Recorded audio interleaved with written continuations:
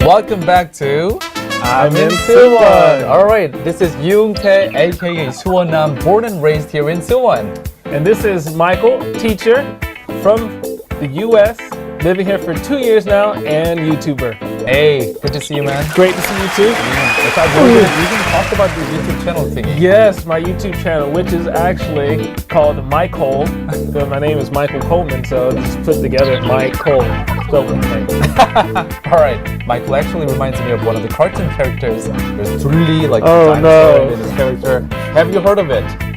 Okay. I've been told 2 or 3 times I look like him. And I've been told I look like President Obama. Which I don't look like President Obama. This is the second episode of I'm in Suwon. Woo, woo. Yes. We're ready. We're rolling, man. I am so excited for this show. Excited. I was going to say excited and stoked at the same time. So it's like excited. Trying to make it up a new word here. It sounds German. Excited. Anyway, so let's check out today's hot stuff. All right.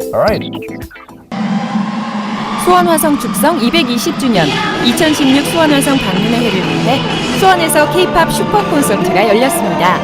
5만여 명의 관람객 중 세계 각지에서 수원을 찾은 관람객만 만여 명. 수원시는 콘서트 수익금 3억 원을 전액 기부했습니다. Wow, I really wanted to go to this concert. Thank you. But I had to fly to America 2 days before it started. Oh, what a bummer. I know, I was so bummed Too out. bad. Yeah. Missed that one out.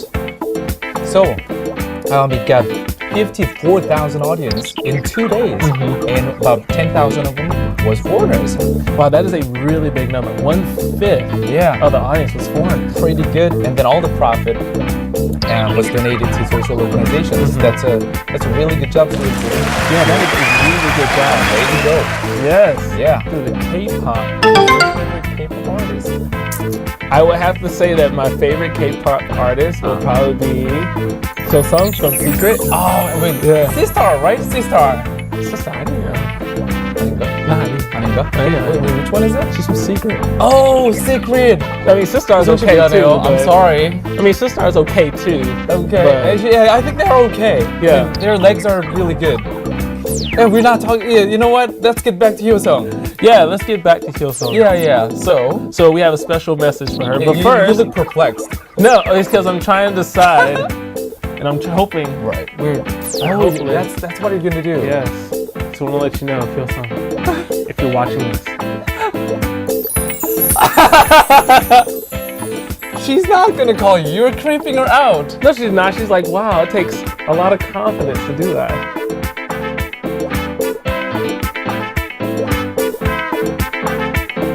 No, the hook is like, good night, kiss. Okay, that one. Yeah. Got it. Yeah.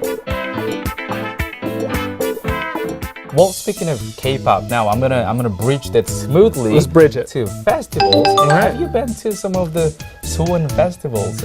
I have not been to any of the Suwon festivals, and I've heard that they had some really great festivals here, but just never made it out to one. Too bad. Well, that's why we prepared a website. Check out the website. Check That it out, has guys. all the list of the events that's gonna be held in 2016 in Suwon. Yeah, and I mean, this is the year for visiting Suwon Right. and Hwasong for all these events. So, Exactly. guys, make sure you make it out to some of these events. You get definitely check it out. And speaking of which, so on the list, what's your favorite on the list? I would say my favorite on the list would probably be the Suwon Hwasong Munwaje. Oh, Suwon Hwasong Munwaje. Munwaje. So- Suwon Hwasong Cultural Festival. Yes. Do you know what they do in there? Since I've never been, Yeah. I will say no, but I can imagine that there's probably a lot of cultural dances. Cultural dance. They Yeah, probably because play- it's cultural, man. Yeah, they probably play a lot of traditional music.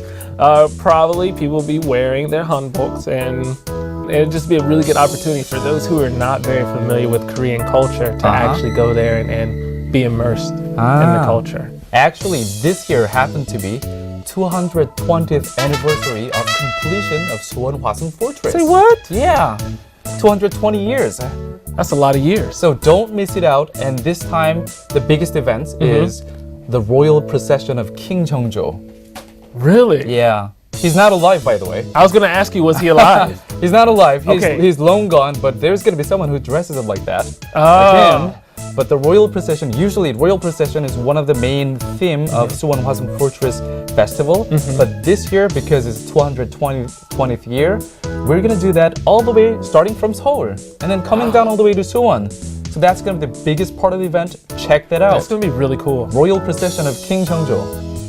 That is gonna be awesome. Yeah. And so hopefully, when people are at the festival, they will use their Suwon Easy Talkie app. Suwon Tour Easy Talkie app. Use the app. Make sure you guys use it. I mean, we already said it's such a good, useful app. You better not use Google Translate. Easy Talkie app. So, so far we've been talking about K-pop and Suwon festivals, and then let's give the score. It's a score time. Let's Score score time. on how useful and accessible Yes. these events and the K-pop stuff are to our foreign residents in Suwon. Yes. All right, starboard, Stars. please. Starboard.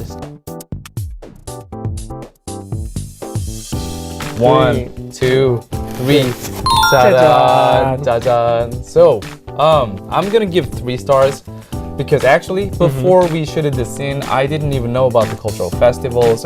There are not many cultural festivals that I just didn't know much about them.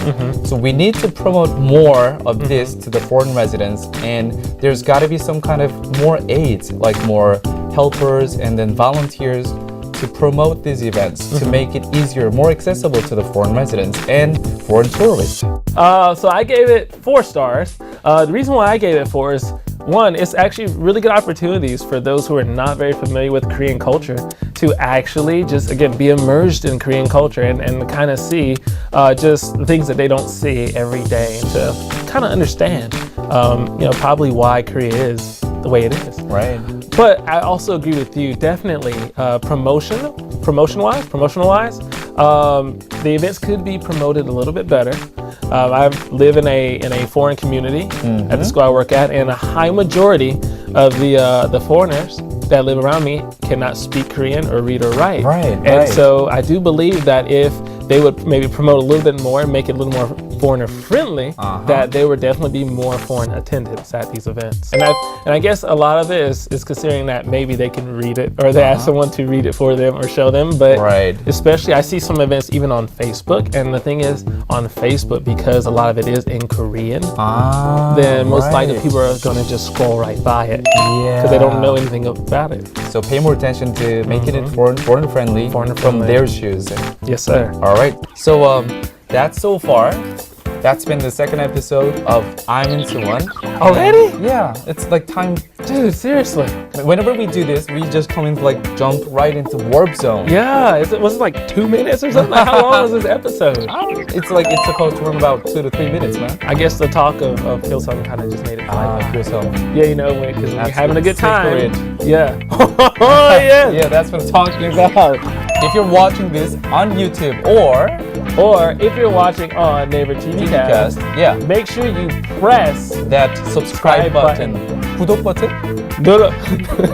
눌러주세요. 구독 버튼 눌러주세요. So far, it's been second episode. I'm in Suwon. This is AKA Suwon Namtae. And this is Mike. All right. Bye-bye. 안녕. And then we're going to be doing dancing. That's how we close. All right. I know she does some other dances too, but I don't want to do it because it's really embarrassing.